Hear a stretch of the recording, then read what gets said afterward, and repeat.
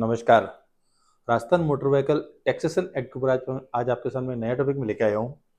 MV tax at the time of ownership transfer in Rajasthan, यानी कि राजस्थान के अंदर जब व्हीकल को ट्रांसफर करते हैं, है ना, किसी एक नाम से दूसरे नाम पर हस्तांतरण कराते हैं, तो उस समय कितना टैक्स लिया जाता है और उस टैक्स की कैलकुलेशन कैसे की जाती है, उसके बारे में आज अपन डिस्कस करेंगे। मैं कैलाश शर्मा, मोटर इंस्पेक्टर।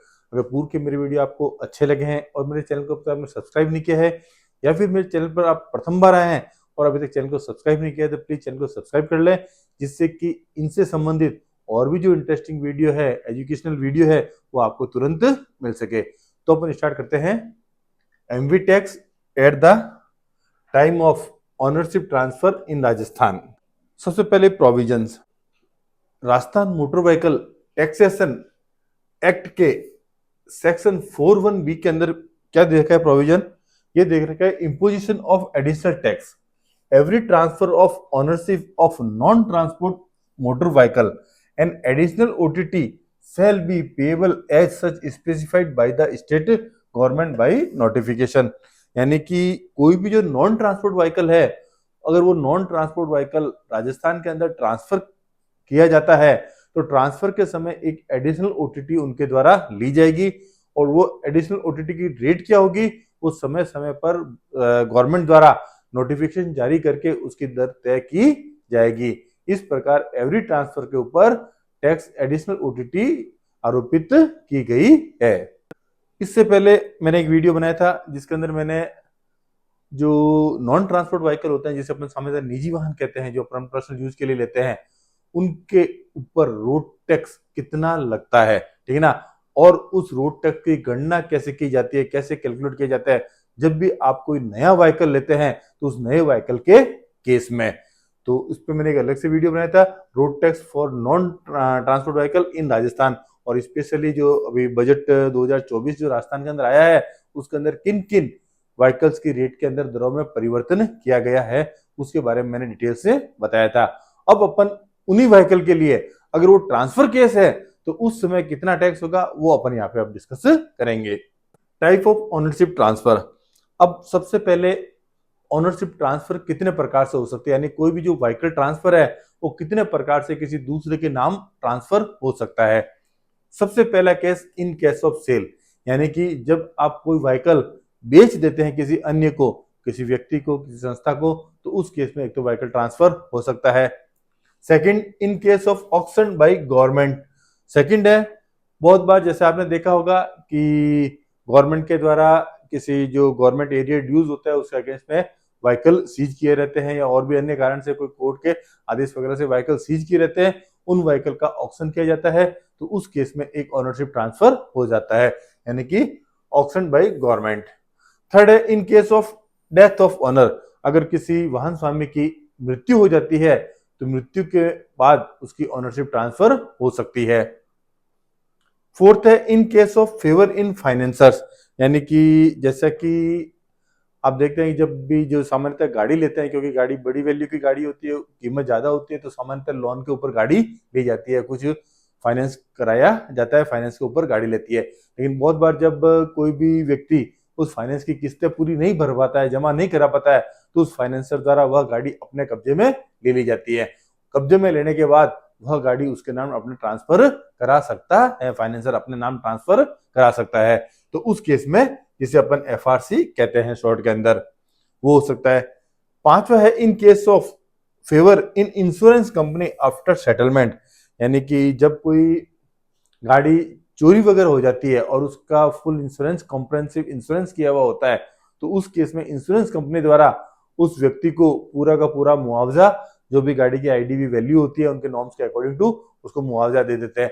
मुआवजा देने के बाद उस गाड़ी को इंश्योरेंस कंपनी अपने नाम ट्रांसफर करा सकते हैं, क्योंकि मुआवजा देने के बाद वो प्रॉपर्टी उसकी हो जाती है। तो भविष्य में अगर वो गाड़ी वापस कभी मिल जाती है, ना चोरी की गाड़ी वापस अगर मिल जाती है, तो वो इंश्योरेंस कंपनी की होगी और इंश्योरेंस कंपनी उसको किसी को भी सेल कर सकती है। तो इस प्रकार से इन 5 प्रकार से ओनरशिप ट्रांसफर हो सकती है। इसमें जो फर्स्ट 2 है, फर्स्ट 2 के अंदर ओनरशिप ट्रांसफर के बाद आपका टैक्स लिया जाएगा, लेकिन जो बाकी के तीनों हैं, डेथ केस, एफआरसी और इंश्योरेंस कंपनी के नाम, इन तीनों केसों के अंदर, तीन केसेस के अंदर ट्रांसफर के समय कोई भी एडिशनल टैक्स आरोपित नहीं किया गया है। केवल एक तो सेल के समय और दूसरा अगर गवर्नमेंट ऑक्शन है उस समय कितना लिया जाएगा, वो केवल इन दो केस के अंदर एडिशनल ओटीटी आपको आरोपित की गई है, इंपोज की गई है। तो अपन डिटेल में देखते हैं additional OTT in case of sale. अगर गाड़ी बेचान की गई है, बेचान के केस में एडिशनल ओटीटी कितनी होगी।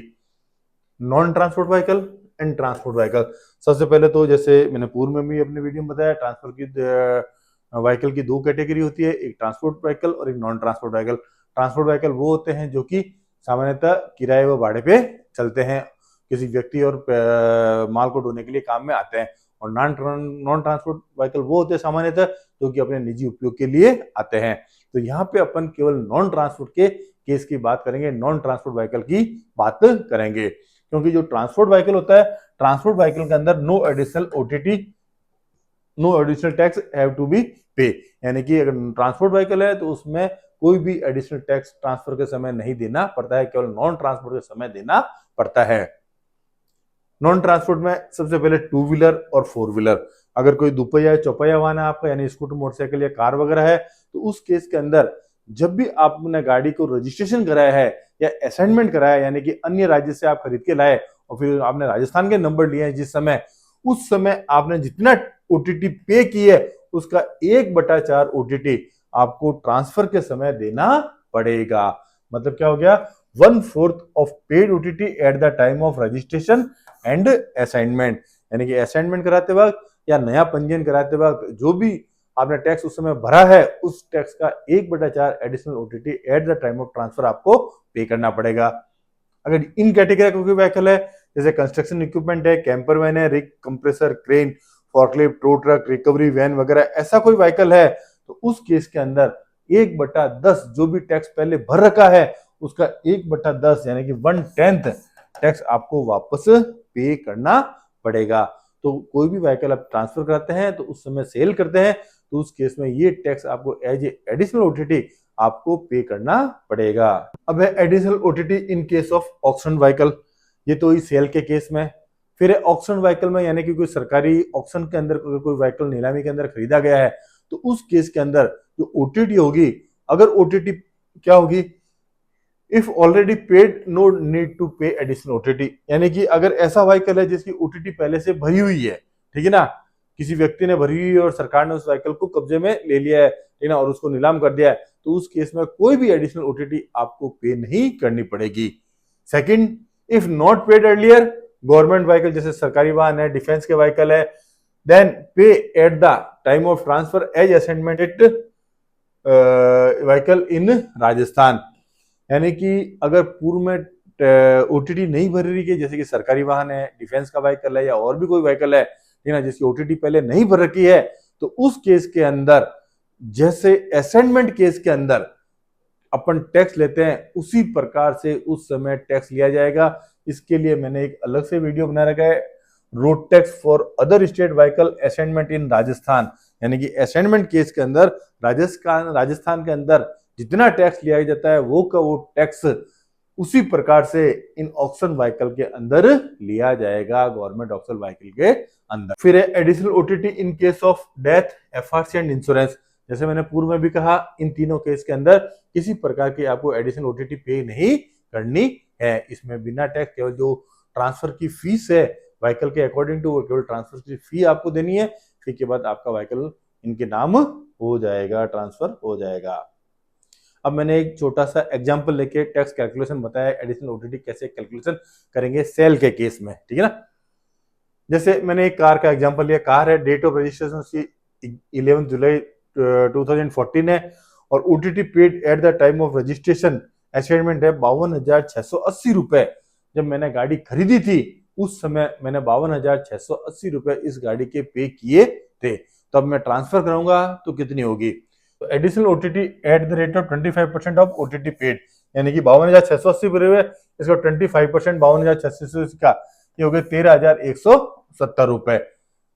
इसके बाद surcharge at the rate of 12.5% on additional OTT.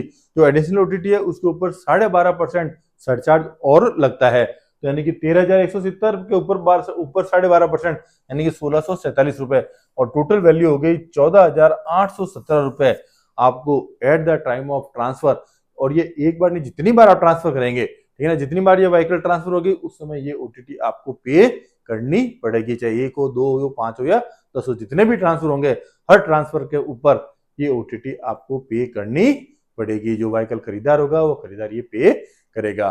तो इस प्रकार से जो राजस्थान के अंदर है, जो पुराने व्हीकल है वो सेल किए जाते हैं और उसके बाद ट्रांसफर होता है। ट्रांसफर के समय एडिशनल ओटीटी कितनी होती है और कैसे उनको कैलकुलेशन करना है उसके बारे में मैंने बताने की कोशिश की है। आशा करता हूँ वीडियो आपको पसंद आया होगा। अगर वीडियो पसंद आया, ज़्यादा जिसको शेयर करें, लाइक करें, सब्सक्राइब करें। Thank you. जय हिंद, जय भारत।